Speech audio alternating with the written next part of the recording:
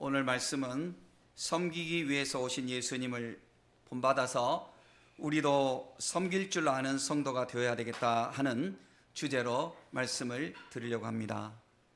우리가 철이 든다는 말이 있습니다. 봄, 여름, 가을, 겨울 이렇게 철 따라 지나면 식물들은 나이가 들어감에 따라서 나이 먹는 모습이 그대로 나타나죠. 물질적인 것들은 물질 속에서 그대로 배어 나옵니다. 사람도 육체는 나이가 들어가는 대로 그대로 철이 이렇게 익어가게 됩니다. 그런데 우리의 마음은 그렇지 않습니다. 철이 든 사람은 나이가 어려도 철이 들어있고, 철이 들지 않는 사람은 나이가 많아도 철이 들지 않아 있습니다. 철이 들고 철이 들지 않았다 하는 것을 여러 구도에서 말할 수 있겠지만, 섬길 줄 알고 배려할 줄 아는 사람이 오늘 말씀의 주제에서 볼 때 철이 든 것입니다. 철이 들지 않는 사람은 자기 중심적인 사람입니다. 여기 야고보와 요한, 이들이 예수님에게 뭐라고 부탁하고 있죠? 선생님, 우리가 뭘 부탁하든지 좀 제발 좀 들어주세요. 이렇게 나온 겁니다. 그러니까 부탁하기 전에 먼저, 우리도 그렇잖아요. 자기 중심적인 마음을 가진 사람, 내가 뭘 좀 부탁할 텐데 꼭 좀 들어줬으면 좋겠어. 이거부터 먼저 압박감을 주잖아요. 예수님에게 먼저 그러는 거예요. 예수님, 우리가 뭘 구하든지 꼭 좀 들어주세요. 그렇게 하고 우리를 좀 높은 자리로 세워달라고 이렇게 부탁을 하는 것입니다. 철이 들지 않았죠. 나중에는 이들도 철이 듭니다. 철이 들지 않은 사람은 모든 것이 자기 중심적입니다. 자기 감정적이고 남을 배려할 줄 모르고, 철이 들었다 하는 것은 남을 배려할 줄 아는 것, 남의 입장을 살필 줄 아는 것, 그것이 철이 든 거죠. 대충은 부모들이 다 철이 들지만 부모라고 해서 철이 다 든 건 아니죠. 대개는 지도자들, 교회에서 목사가 철이 제일 많이 어떻게 보면 들여야 되겠죠. 객관적으로 볼 때 또 그런 것도 아니죠. 누가 철이 든가? 예수님을 닮아가는 사람이 철이 드는 것입니다. 예수님의 사랑을 배우고 사랑할 줄 아는 사람이 철이 든 거예요. 우리가 공부도 하고 우리가 무엇을 배우고 노력을 다 하는데, 그 모든 것이 무엇이냐면 인간 구실을 하기 위해서 배우는 거거든요. 그 배우는 것이, 우리가 잘못된 것은 뭐냐면 배우는 지식을 가지고 군림하려고 배우려고 하잖아요. 어떤 자리에 올라가는 것이 군림하기 위해서 그렇게 하는 것으로 비춰지면 그 철이 들지 않은 거예요. 세상에서, 전 세계에서 우리나라처럼 높임말이 있는 나라는 없는 것 같아요. 그렇죠? 한번 있으면 말해보세요. 없어요. 우리말은 높임말, 낮은말이 분명하게 있어요. 참 우리말이 쉽기도 하고 어렵기도 한데요. 그럼 우리말은 이게 있어가지고 나이에 따라서 뭐가 다 이렇게 좀 이런 게 좀 체질적으로 그렇게 있는 것 같아요. 그런데 나이 들었다고 다 철이 든 거 아니에요. 정말 철이 든 사람은 어떤 사람인가? 배려할 줄 아는 사람, 사랑할 줄 아는 사람. 우리가 성경적으로 십자가를 깨닫고 십자가를 질 줄 아는 사람이 철이 든 것입니다. 저는 오늘 아침에 전화를 한 통 받았거든요. 외국에서 국제전화가 와서 이렇게 안 받아버리려다가 보통 요즘 그런 전화 오잖아요, 그죠? 그래서 안 받으려다가 그냥 무심결에 받았어요. 받았더니 제가 벌써 한 20몇 년 된 것 같은데요.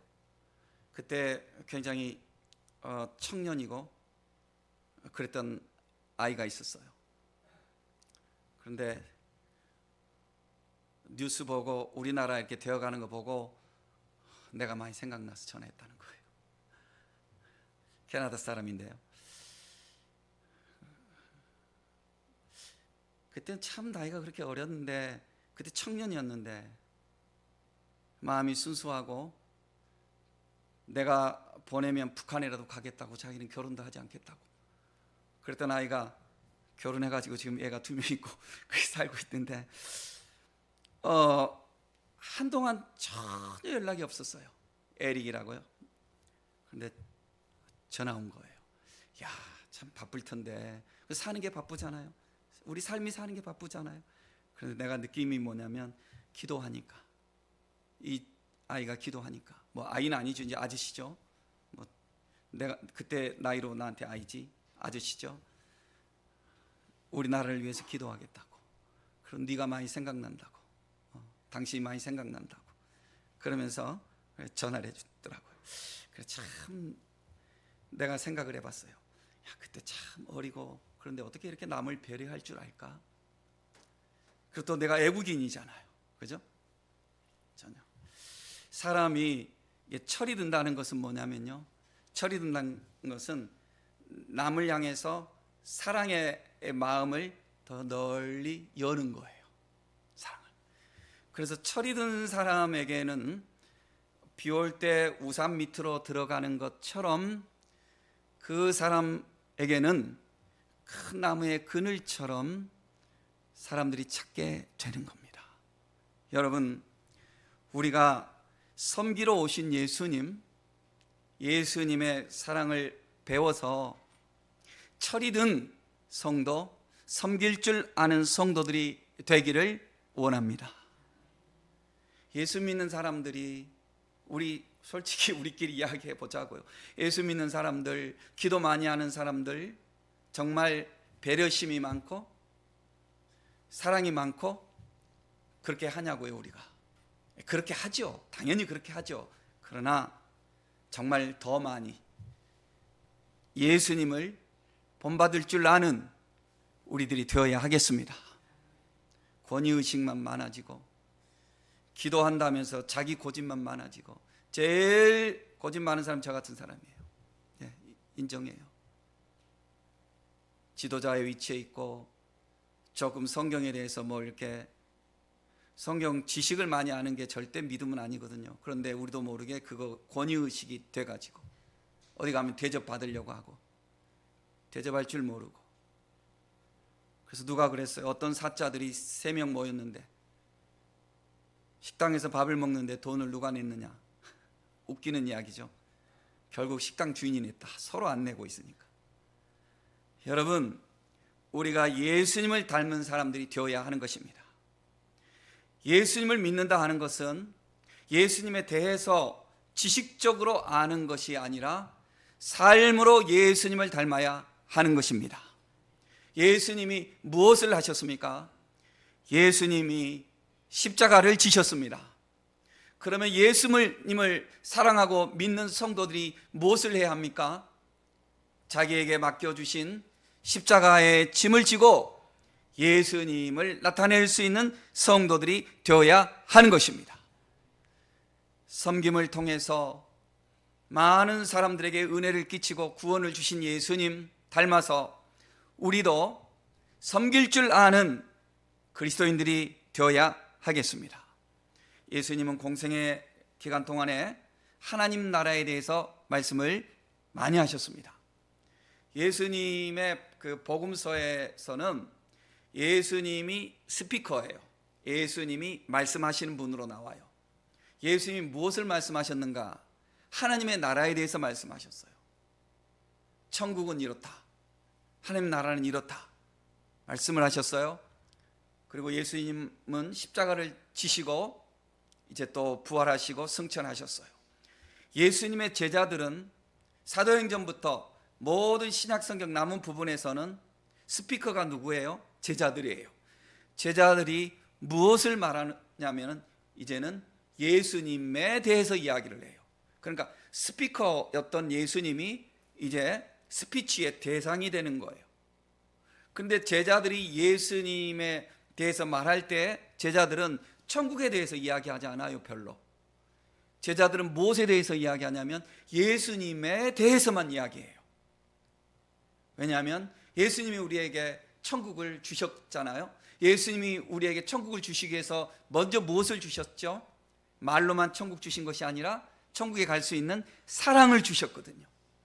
그래서 예수님 주신 사랑이 뭐예요? 사랑의 흔적이 뭐예요? 십자가예요. 예수님의 사랑의 흔적이 십자가예요. 그래서 예수님의 제자들은 십자가가 예수님만 말하는데, 예수님만 말할 때 예수님의 무엇을 말하냐면 십자가를 말하는 거예요. 그리고 그 십자가가 옳다는 것을 증명한 부활을 말하는 거예요. 그래서 예수님의 제자들은 예수님에 대해서 이야기하는데 예수님의 십자가에 대해서 이야기를 하는 겁니다. 그런데 아직은 이제 제자들이 여기까지 오지 않았어요. 복음서에서 예수님이 이제 공생의 기간 동안 천국에 대해서 말씀하시고 기적을 많이 행하셨거든요. 배고픈 자 먹이시기도 하시고, 또 아픈 자 질병도 고쳐주시고, 귀신 걸린 자들 귀신을 내쫓아 주시고, 예수님이 가신 곳마다 평화가 임하였어요. 구원이 임한 거죠. 샬롬이 임한 거죠. 여러분, 지금도 예수님이 오시면 우리에게 이런 일이 일어나는 거예요. 왜 그러냐면 예수님은 천국을 맛볼 수 있도록 그 일을 허락하신 거예요. 그래서 예수님이 오시면 질병이 떠나가고, 예수님이 오시면 어둠이 떠나가고, 예수님이 오시면 고통이 떠나가게 되는 거예요. 여러분 심령에 예수님이 오시기를 주의 이름으로 축복합니다. 여러분 가정에 예수님이 오시기를 주의 이름으로 축복합니다. 우리 교회에 예수님이 오시기를 주의 이름으로 축복합니다. 충만하게 주여 오시옵소서. 이미 오신 예수님 더욱 충만하게 오시옵소서. 우리는 사모해야 하겠습니다. 갈팡질팡하는 이 대한민국에도 예수님이 오시기를 주의 이름으로 축원합니다. 예수님이 오셔야 됩니다. 몇십 년 전 북한처럼 교회가 없어져 버리는 그런 나라 되지 아니하고, 대한민국이 이 위기에서도 믿는 성도들의 기도가 간절히 하늘에 상달되어서 전 세계에 기도하는 자들이 있습니다. 대한민국이 다시 살아나고 하나님께서 기뻐하시는 나라의 깃틀로 세워져 갈 줄로 믿습니다. 예수님이 오시도록 우리가 기도해야 하는 것입니다. 그런데 아직은 이제 제자들이 모르거든요. 제자들이 모르니까 지금 입장이 달라요. 예수님은 이제 유월절을 맞이하여서 그동안 이제 공생의 기간 동안 사역을 하시고 해마다 유월절이 있을 때 예수님은 어떤 심정이었겠어요? 한번 생각해 보세요. 예수님 인간으로 오셨잖아요. 그러니까 예수님은 100% 신성이지만 100% 인성이잖아요. 100% 신성인 것은 신이니까 신성이시고, 100% 인성인 것은 인간을 대표하기 위해서 인간으로 오셔야 했기 때문에 100% 인성인 거죠.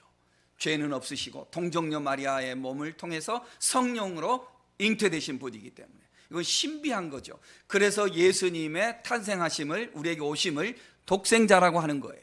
독생자라고 하는 것은 하나뿐인 아들이다, 이런 의미를 강조하는 것이 아니라 유니크하다는 거예요. 예수님이 탄생하신, 인간으로 오신 그 방법이 유니크하다는 거예요. 아주 독특하고 단 하나밖에 없다는 거죠. 그래서 독생자가 모노게누스예요. 헬라어로 모노게누스, 하나밖에 없는 출생 방식.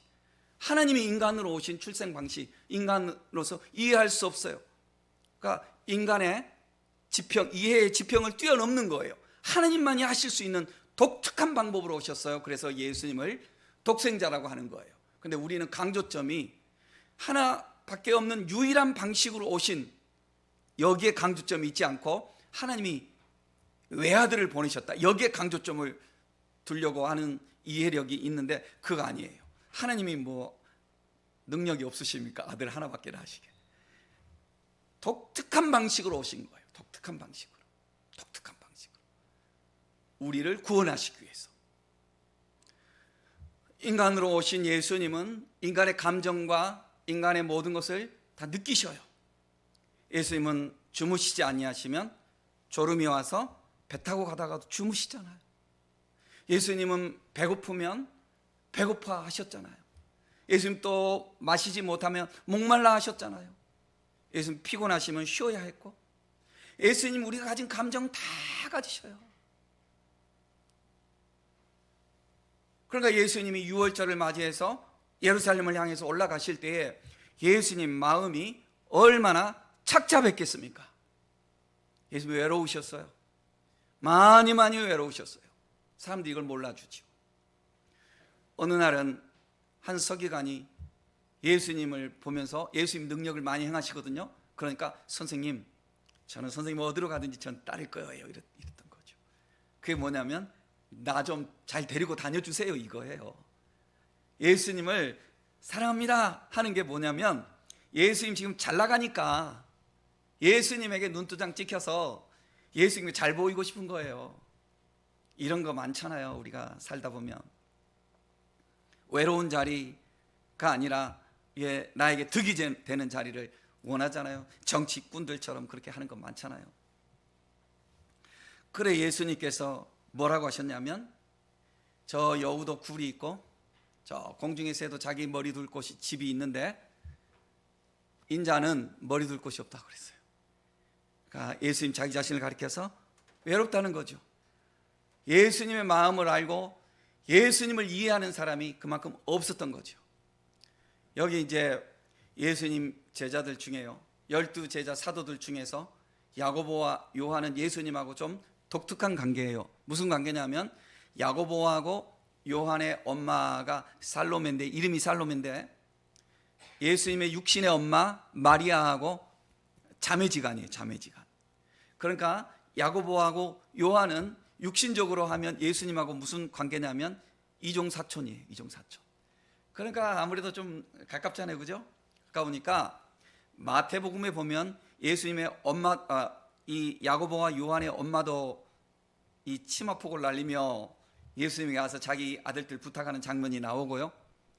오늘 본문에 보면 이 야고보와 요한이 직접 예수님 또 부탁을 해요. 그러니까 두 개 다 했겠죠. 두 개 다. 지금 이제 예수님에게 부탁하는 거죠. 선생님, 우리가 뭘 좀 부탁할 건데 꼭 좀 들어주세요 이러는 거예요. 그러니까 우리가 이종사촌 아닙니까? 우리는 좀 가깝잖아요 예수님. 그러니까 나머지 이 10제자 나놓고 우리를 좀 특별하게 봐주세요 이렇게 하는 거예요 지금.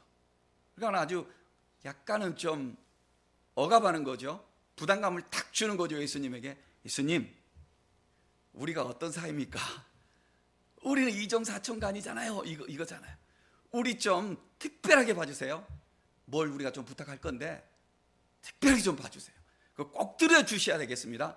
이렇게 하는 거 예수님에게 와서. 이거 참 곤란하죠. 친구가 여러분에게 와서 아니면 가족 중에 누가 와서 내가 뭘 부탁할 건데 이거 들어줄 거야 안 들어줄 거야 그러면 참 이거 안 들어준다고 하면 자기에 대해서 내가 별로 관심을 안 둔다고 할 것 같고 들어준다고 하자니 뭘 부탁할지 모르겠고 이런 거 아니겠어요. 그죠? 사람도 이거 참 곤란해요. 이렇게 부탁하지 말아야 돼요.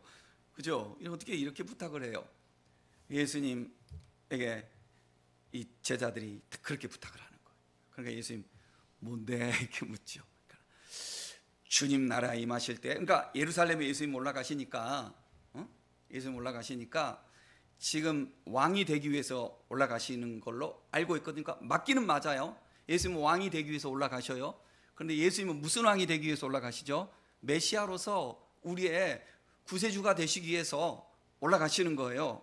그런데 제자들은 어떤 왕이죠? 예수님이 예루살렘에 가서 드디어 이제 왕자의 자리에 탁 앉아서 만주백관을 거느리면서 저기 로마의 황제보다도 더 위대한 그런 왕으로 등극하실 거다. 이 정도 능력이면 보리떡 5개와 물고기 2마리를 가지고 5,000명을 먹이고 12광지를 남기시고 파도가 일어나는 바다도 잔잔하게 하시고 죽은 나사로도 살리시고 심지어 절대로 자기들이 할 수 없었던 나병에 걸린 자들도 고치시고 눈먼 소경도 눈뜨게 하시고 이 정도면 이런 분이 군주가 되면 이거는 어마어마한 거 아니겠어요? 이거는 그야말로 어마어마하게 생각한 거죠. 그러니까 예수님이 왕이 되실 걸로 생각을 한 거죠.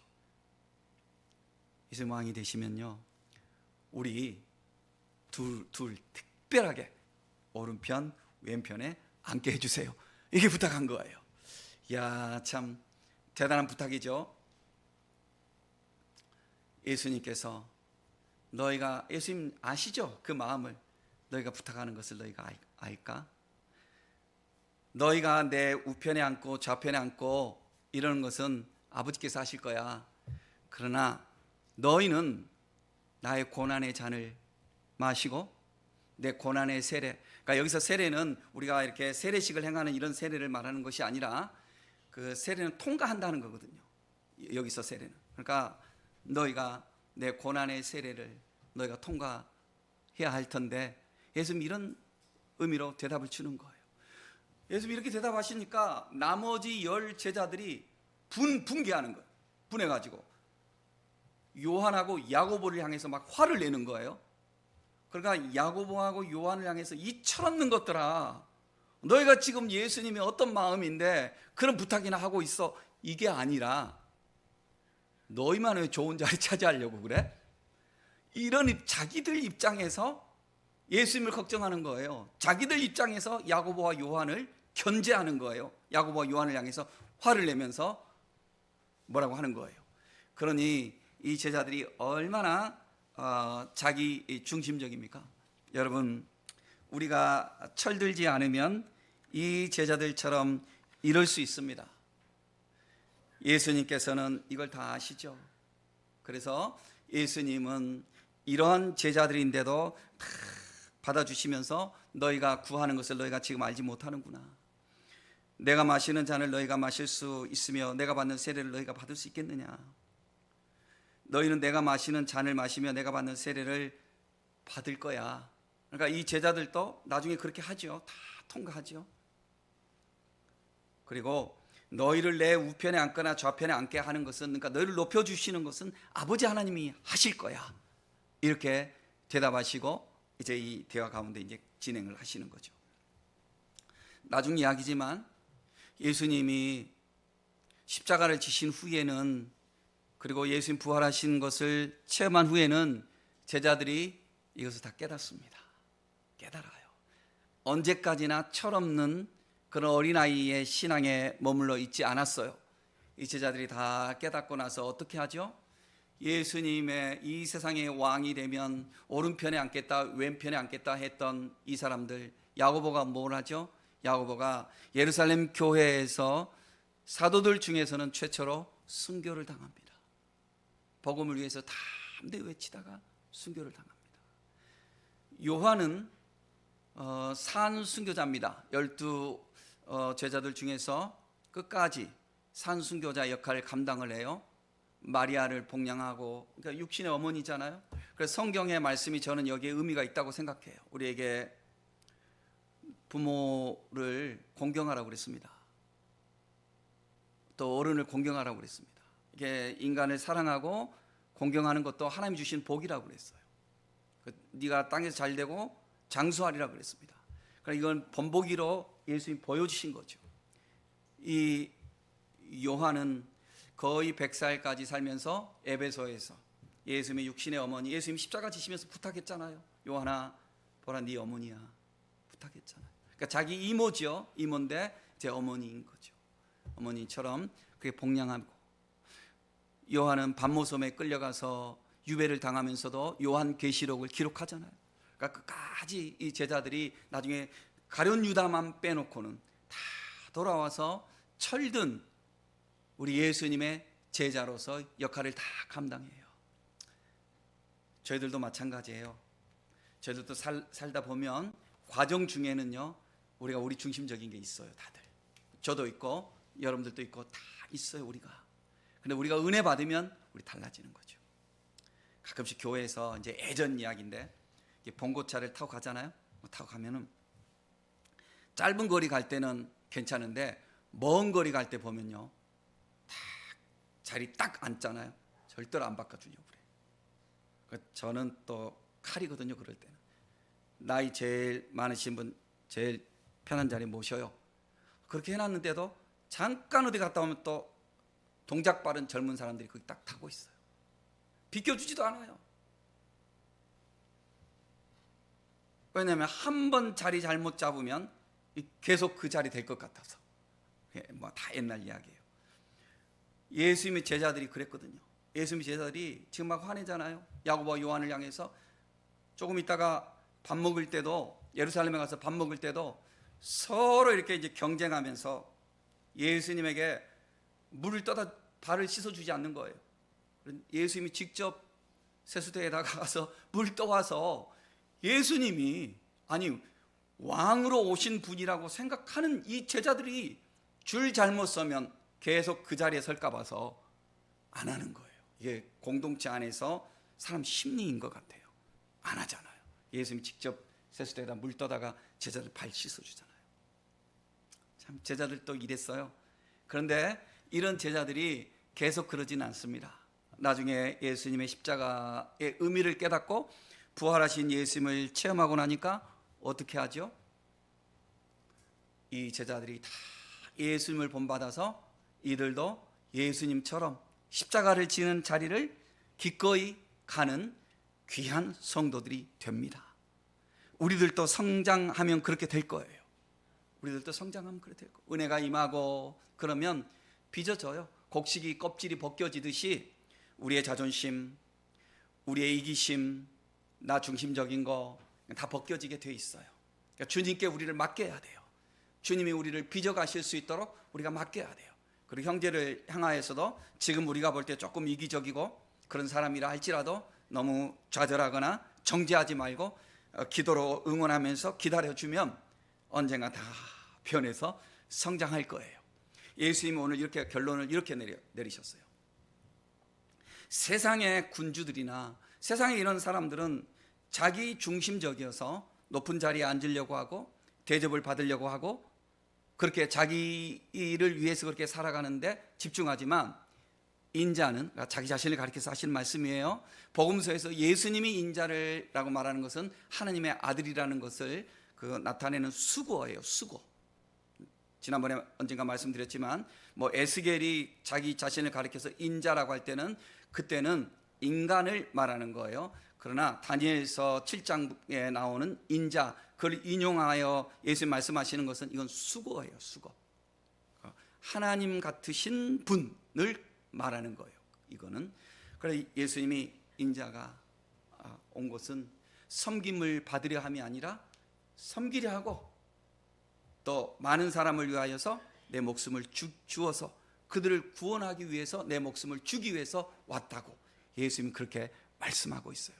그리고 예수님이 실제로 그 말씀 그대로 십자가에 달리셔서 자기 몸을 내어주심으로써 우리의 모든 죄인들의 죄를 씻어주시고 하나님의 구원을 누릴 수 있도록 예수님이 십자가 길을 가셔요.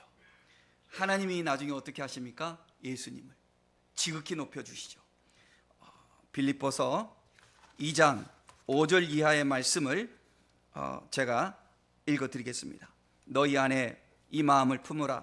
곧 그리스도 예수의 마음이니 그는 근본 하나님의 본체시나 하나님과 동등됨을 취할 것으로 여기지 아니하시고 오히려 자기를 비워 종의 형체를 가지사 사람들과 같이 되셨고 사람의 모양으로 나타나사 자기를 낮추시고 죽기까지 복종하셨으니 그 십자가에 죽으심이라.